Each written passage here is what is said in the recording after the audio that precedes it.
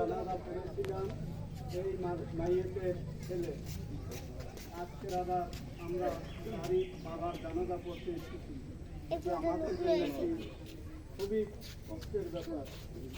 তো কষ্ট আমাদের লাগলেও কিছু করার নেই। আপনারা আমার সকলেই আমাদেরকে পথে দিতেই হবে। আমরা বেঁচে আছি, এটা অস্বাভাবিক।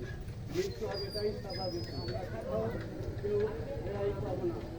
সেজন্য আমি আপনার নাম বলবো, আমরা সবাই মৃত্যু আমাদেরকে তৈরি হওয়া দরকার।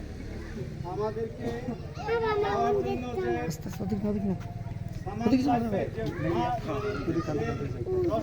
লাগবে, যে পাথর লাগবে, সেগুলো আমাদেরকে জোগাড় করা দরকার।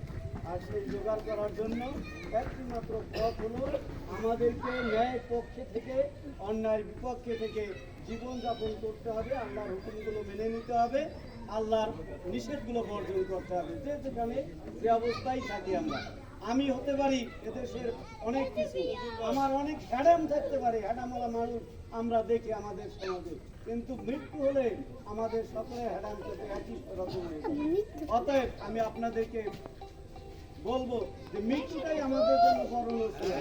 যে আমি হয়তো আমার ভাগ্যে থাকতেও পারে, নাও থাকতে পারে, বাদে যেতে পারে, নদীতে ভেসে যেতে পারি, কোথাও গুম হয়ে যেতে পারি, তাও এরকম জানাজা আমার নাও হতে পারে, কিন্তু আমাকে মৃত্যুবরণ করতে হবে, এটা অস্বীকার করা।